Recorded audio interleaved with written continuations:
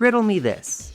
You're writing a weekly manga and the cast just killed the boss's elite minions, but you're not quite ready to hit that button to enter the boss's chambers. What do? Why, you come up with some even elite minions, of course. And that's exactly what Toriyama did when he created the Ginyu Force. Hello everyone, my name is Sir Rambles-on-Alot, and thank you for joining me for the second act of the Frieza saga. I decided to give the Ginyus their own video because I didn't want anything to overshadow the best moment in the series. So with that out of the way, let's cover the final stretch leading into the best fight of Dragon Ball. The Ginyu Saga might be a pretty short stretch of the story, but I love it for how good it is at showing all the mechanics of the Dragon Ball universe. Pretty much every nitpick that people have about the series can be debunked in this very arc. Why do the Z-Fighters not just jump every villain? Because it won't matter if the enemy is stronger than you. Why don't the characters spend more time trying to master the super overpowered abilities that they see while on their adventures? Because it won't matter if the enemy is stronger than you. Why don't they ever just try to use one stat like speed to gain the upper hand? Because it won't matter if the enemy is stronger than you. Say it with me now. When it comes to Dragon Ball, hands are king. Cheap tricks just aren't going to cut it. Why do you think Vegeta, somebody that's been coasting along on genetics, gets hard stopped by the Ginyu Force, a bunch of mutants who are also coasting by on one-note tricks, until they in turn get hard stopped by someone that's strong for real?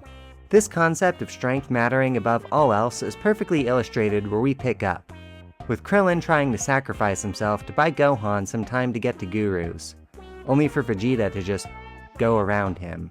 This was a brilliant move on two fronts. The first is that it is an amazingly timed joke, and the second is that it shows that the weak don't get to control the narrative. Before Vegeta can get to Guru and add elder abuse to his rap sheet next to child abuse, he's stopped by Nail.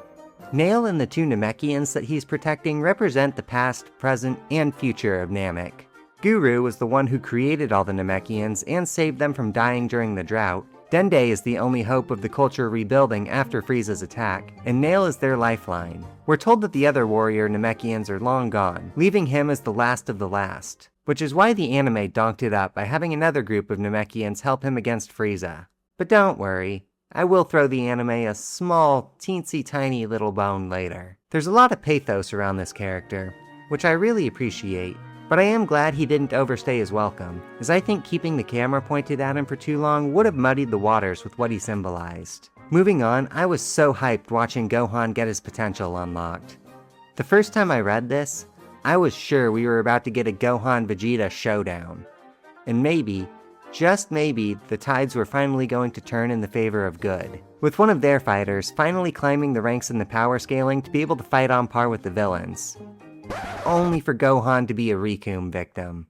Gohan is the OG potential man, and I don't even think that's a hot take. It's a small thing of note, but when Vegeta senses Gohan's power up, at first he thinks Goku somehow arrived on Namek without him noticing. This comparison between Goku and Gohan furthers the theme of heritage in this arc, as we see Gohan trying to live up to Goku's legacy, and that's something we revisit again in only a few chapters. With the new enemies closing in, Vegeta drops all pretenses and just starts begging. Seeing Vegeta, who's been soloing all of Frieza's minions, with that one exception of course, terrified like this is the last nail in the coffin that we need to know how screwed we are. It's here where Vegeta's trauma bonding with the main cast begins. You might think that sounds hokey, but anyone who's worked a blue-collar job can relate. Problem though, if he becomes immortal, we won't be able to bring the dead cast back to life. But that problem is solved as Nail reveals the Namekian balls can grant multiple wishes. I was blown away reading this for the first time. It's such a great reveal, because I'd be willing to bet most viewers or readers never even thought that the Namekian balls could work differently than the Earth balls. But looking back on it, it makes sense considering the first thing we notice is that the Namekian balls are bigger, so of course they'd be more powerful. Couldn't think of a transition, so I decided to go with the fun fact instead. Do you know that when these episodes first premiered in America, they were too long to fit in the standard broadcast schedule, so the recaps had to be scrapped and replaced with shorter versions. The original recaps wouldn't be dubbed until the Blu-ray release, where they were put back at the beginning of the episodes. So if you first saw these episodes when they were airing on Toonami, congrats! You were part of a very unique piece of the franchise's history. I don't know, I just thought it was neat. Okay, transition over. Our gang sets off just as the new enemies touch down. For the first time, we see the mistranslation squad in the flesh. Gerd, Jeez, Butta, Cream Man, and Goku Black. And while we're talking about manga L's, I have to mention how bad some of these chapters look in the Viz English release of the tankobons. This has nothing to do with criticism of the story, but it was just the most noticeable, so it's here where I decided to throw this sidebar in. You see, way back when, before One Piece, Naruto, and Bleach were even sperm in their daddy's ballsack, when Dragon Ball was still releasing new weekly chapters, sometimes to build extra hype, Toriyama would draw a chapter in color, with the color palettes being very vibrant for a few pages and then slowly tapering off until it was in black and white again. But because ink is expensive, these pages will be grayscaled into black and white when it comes time to compile all these chapters into volumes, with only certain exceptions being made for the 3-in-1 versions. Some of these chapters are just a pain to look at as a result. The vibrant colors getting grayscaled makes me feel like I'm trying to read in the dark. It's especially bad considering Dragon Ball is supposed to be a very glowy series with a lot of colorful effects. I could overlook this if it was just a few random chapters, but some of the most important chapters in the series look like this, including, oh, I don't know, the very first one. Okay, sidebar over. Back to our regularly scheduled content. The Ginyu Force's introduction tells us everything we need to know about the characters. I think the reason Toriyama's aliens came out looking so good was because he had a less is more philosophy when it comes to character designs. Take the Ginyu Force for example. None of them have more than 2 alien features. For Goldo, it's his extra eyes and rough skin. For Birder, it's his ear holes and giant forehead maggot. For Ginyu, it's his horns and general phylic appearance. Jeez and Rikum could both pass for humans in black and white. And to top it all off, they all wear armor adorned with the Frieza Force logo, contrasting against Goku wearing a gi with the kanji for his own name on it, symbolizing how he's outgrown the need for a teacher and has become his own man, while the Ginyu Force remain trapped in servitude to Frieza. In addition to having fun designs, the Ginyu Force members all still retain a stern attitude. I wonder if Toriyama was getting sick of drawing so much doom and gloom every week and wanted to throw some levity back into the story. Either way, I just know he had the biggest smile on his face while drawing this chapter. On top of being the spoonful of sugar to help the medicine go down, the Ginyu's level of unseriousness just adds a whole nother layer to their fear factor. When they confront Vegeta and the gang, they are not locked in. They're so unbothered that they're fine joking around and clowning on the enemy. This is the scariest day of Vegeta's life, while it's just another Tuesday at the office for them.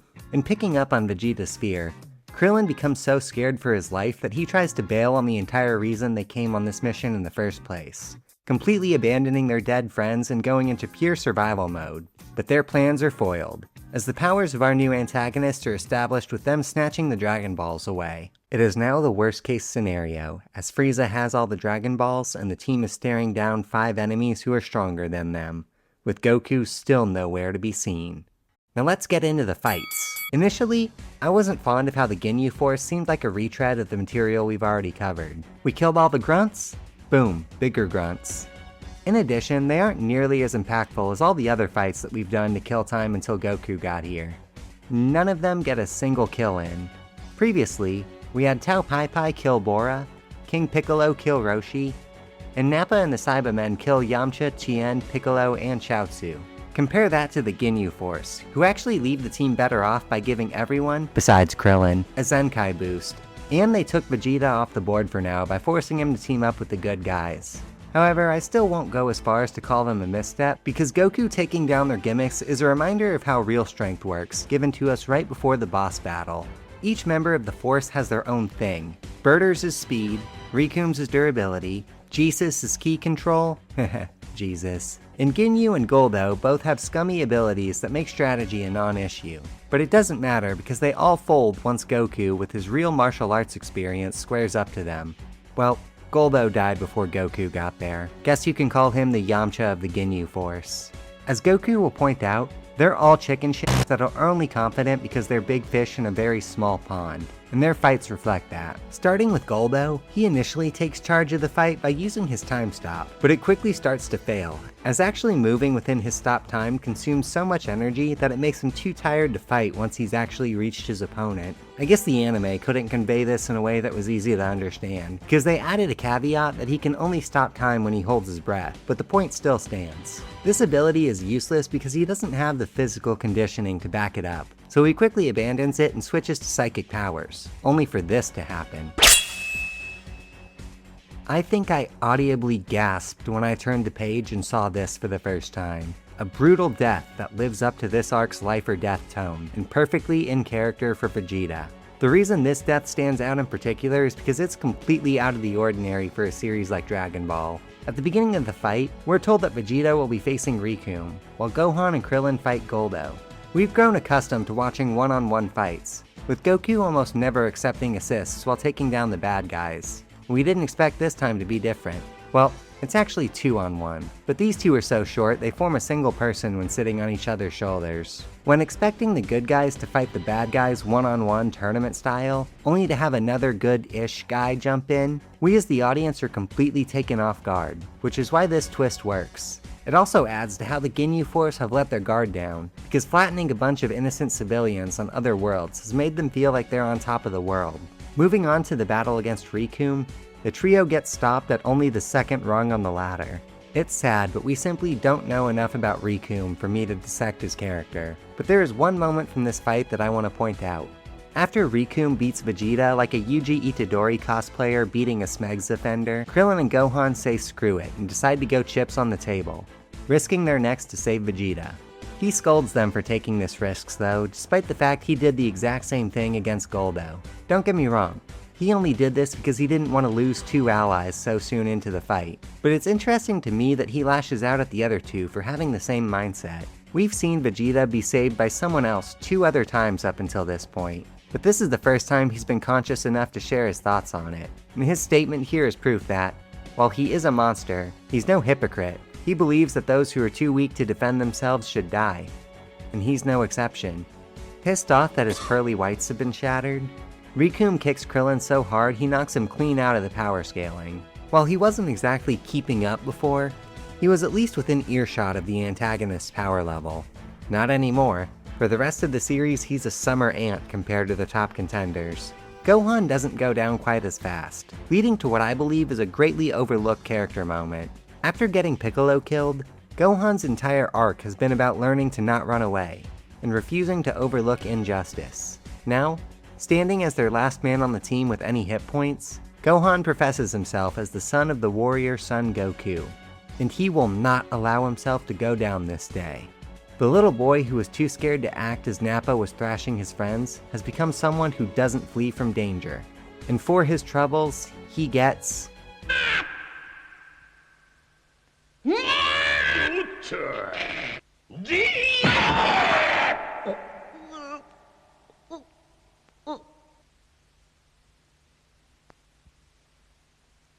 I don't ever want to hear anyone make fun of Gohan for wanting to retire and work a 9-to-5 after this. This man was in the trenches before he was in 2nd grade. As the last fighter goes down, suddenly everyone's attention is drawn by our main character arriving on the scene. This entrance is cold, followed by a beautifully drawn full-page panel.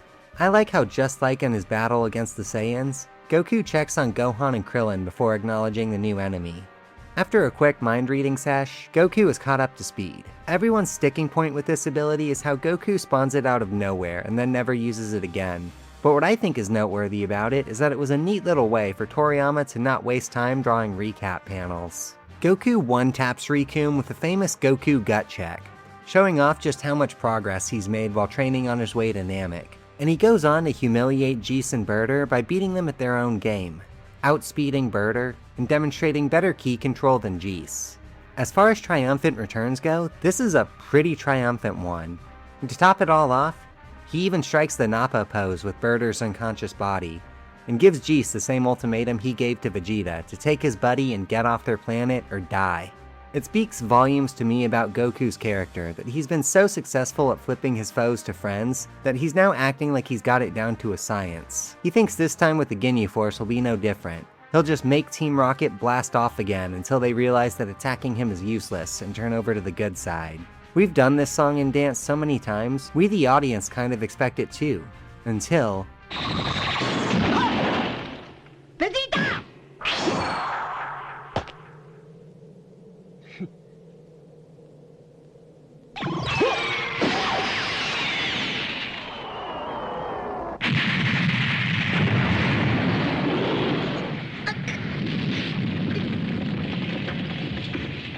This little impromptu chiropractor session is the second time in one arc that Toriyama has struck the audience with their guard down by subverting his usual writing style. This Saturday morning cartoon ending where the villain shakes their fist and vows to get the heroes another day has been ruined by the prince of all three Saiyans. It's this moment where I think the anime did a better job than the manga.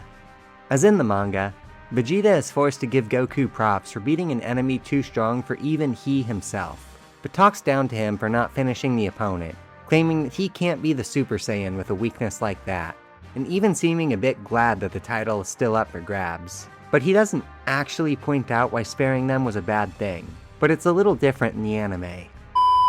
Warning, the following exchange does not happen in the manga, making it not canon, and since we're focusing on the English translation, that makes it like extra not canon, so we can't use it to discuss themes, motive, or characterization. But it is fun to entertain as a hypothetical. What's your deal? You know how to receive mercy, but you can't give it. Too bad. I was hoping you might have changed.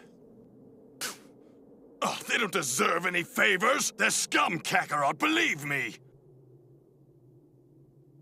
Would they have taken mercy on your son and your friend? If you'd arrived 10 minutes later, they'd be gone right now. You're too soft to be a Saiyan. That freak you let go could cost you your life. No way, not him. He doesn't have to be stronger than you to beat you. He could take your kid hostage and make you walk right into their hands like a lamb. These people are ruthless savages, Kakarot. They're warriors, and they'll do whatever it takes to win the game. And here you are, Mr. Nice Guy. They're going to chew you up and spit you out with that attitude. We'll see. I don't think having a little compassion is a disadvantage. This speech perfectly explains the flaw in Goku's philosophy. And it's this exact philosophy that gets put on trial later this arc. Goku might not see the harm in letting evil people go if he can pull up and switch them down anytime they act up, but not everyone in the universe is Goku. Imagine if after Vegeta recovered, instead of going to Namek, he decided to go for round 2 with Earth while Goku was already halfway to Pluto. Earth's strongest defender would have been a week-old Cell Qaeda, and the blame for what would happen next would partially fall on Goku's shoulders for letting that happen. The Milkman himself pulls up as reinforcements, and the fight is looking like our heroes will be taking his milk money until Vegeta pulls a pirate software. I'll admit, I wasn't really a fan of the body-swapping plotline. I knew from the get-go that Shonen Jump wasn't going to redesign their most popular character to permanently have purple skin, giant horns, and dick veins on his forehead. But I do think that Ginyu's power ties in nicely with the themes of the Namek saga. As we discussed in my video about the gang's arrival on Namek, which you should go watch by the way, every character in this arc is going through an identity crisis, which is highlighted nicely by watching an entire culture get destroyed in the background.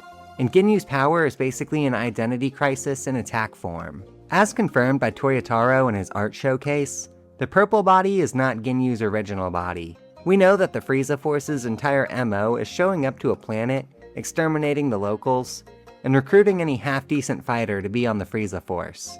So Ginyu's ability ties nicely into that theme of plundering whatever you want for profit. In essence, it basically robs the target of their identity, snatching everything that made them them and misappropriating it for evil. There's this nice little transition where we see Bulma react to the news Goku's arrived, and she contemplates if she should have invested when the stock was low. Boy, I am so glad Toriyama stood firm on that choice with his editor, because Goku dodged the mother of all bullets with this one. Back at the ship, Krillin almost loses his life because of the Captain Ginyu switch, and him thinking that the Goku magic worked in flipping G's to their side, adding a whole nother layer in how Goku's philosophy can backfire. But Krillin survives, because as it turns out, Ginyu isn't able to raise his power level in Goku's body high enough to even avoid being a Krillin victim. And this is where I'd like to transition to a very special segment I like to call power levels and why they are bullshit. Believe me, this has been a long time coming. I decided to toss this rant in here because the power level talk drops off significantly after the fight against Frieza, so I figured these criticisms have reached their sell-by date. The obvious issues with power levels is that they break the golden storytelling rule of show, don't tell. This was a pretty big unforced error, as Toriyama was already pretty good at showing how strong the new guy is by employing what TV tropes calls the Worf effect, or in layman's terms, having the new bad guy beat up an established character to prove how strong they are. For further reference, see Vegeta's entire existence in Super. But even if you let these transgressions slide, cause I mean, come on, it's Dragon Ball. This is Toriyama's world and we all just get to live in it. The second biggest issue with power levels is that they send a conflicting message. In the arc where they're introduced, we see that power levels don't necessarily tell the whole story. This theme is furthered with Goku mastering the ability to raise and lower his power level at will so he can catch villains off guard. Heck, the Ginyu Force's whole thing was that they let having high power levels coax them into a false sense of superiority, and never took the time to get proper battle experience. If this is the message Toriyama wanted to send, I'd be all for it. Toriyama even has Goku say this almost verbatim at one point. However, in the entire series, a character with the lower number never beats a character with the higher number. Not once. The closest thing we got is when Goku and Piccolo teamed up to beat Raditz. But even then, Raditz was throwing them around like ragdolls until he took an attack from a ray-jamped Gohan. Either power levels don't tell the full story, or a character with the lower number never beats a character with a higher number. This ain't Subway, you can't have it both ways. Thirdly, power levels are just a huge plot device in general. There's no rhyme or reason to how much they increase. Every power-up just makes a character exactly how strong they need to be for the next fight. Vegeta goes from losing to Riku, who we know has a power level lower than Captain Ginyu's 120,000, to being able to dance with First Form Frieza, who had a power level at slightly above 500,000. Giving strength a definitive number makes some of these power-ups in such a short amount of time seem a little ridiculous, as Goku goes from having a power level of 416 in base to over 8,000. That's right, 8, not 9, all in just a little under a year of training. It's such a shame too, because a huge theme of Dragon Ball has always been wanting to become the best version of yourself, and that only you set your limits. But nah, turns out strength is relegated to what these Google Pixel glasses say it is, and if it's not as high as you want it to be, you're just not relevant to the story anymore. This has been Power Levels and Why They're Bullshit. We now return you to your regularly scheduled program. With first Gohan and now Ginyu, Vegeta is way too eager to wail on anything that resembles Goku, but can't punch like Goku. It's very poetic how Ginyu's downfall comes from him being unable to access the Kaioken, or even most of base Goku's power. Strength that was stolen can't hold a candle to strength that was forged through years of dedication. His defeat feels like the last embers of Toriyama's goofier style of writing fizzling out now that we're deep in the emotional nucleus of the story. You'd think Ginyu would be unbeatable with an ability as strong as body snatching. If you wail on him too badly, he just steals your body. But being able to be stopped by someone just throwing something in front of you is almost as funny as that something being a frog. And now Ginyu has to spend the rest of his life, which is going to be around roughly a day and a half, eating flies and hopping from lily pads. With Goku tucked away to reminisce on his time being held captive by sand people, we're left with Vegeta again, and they really should have checked him harder for roaching out on them. It would have hurt his ego worse than they could have hurt him physically, at least. He does make up for it by giving them some new duds, though. You'll notice this model lacks the distinct shoulder pads, and this is on purpose. Vegeta's Saiyan armor slowly becoming less and less detailed over the series symbolizes him losing his space pirate ways, until he just goes around in a onesie. And the first of the redesigns happens here because it's the first time Vegeta's had to work together with the good guys. I know, this horse has been killed by every Dragon Ball YouTuber out there, but I still had to leave my club marks on it. Here's something unique though. I like how the armor is one size fits all, because naturally, the Frieza Force would be hiring aliens of all shapes and sizes, and Frieza didn't have the time to custom make all their armor. And I think we're gonna cut it here, with Krillin going to find one of the few still-breathing life forms on Namek, and Nail getting nailed. Thank you all so much for joining me. Despite only being in the story for a few short chapters, the Ginyu Force remains one of the most memorable parts of it thanks to their goofy personalities. I know we're unlikely to see him again after his death in the anime, but in the manga continuity, Togama dies the same way that he died in the movie, which was written by Toriyama, so he may not be considered dead in the broader continuity. Hey, if Cranberry can come back, can't anyone? If you liked the video, don't forget to like and subscribe and turn on notifications. We've seen a ton of channel growth lately. I appreciate each and every one of you sending support my way, so I'll be sure to keep up the good work. That's all for now. Don't forget to work hard, study well, and eat and sleep plenty. And I'll try to do the same. Until next time, peace.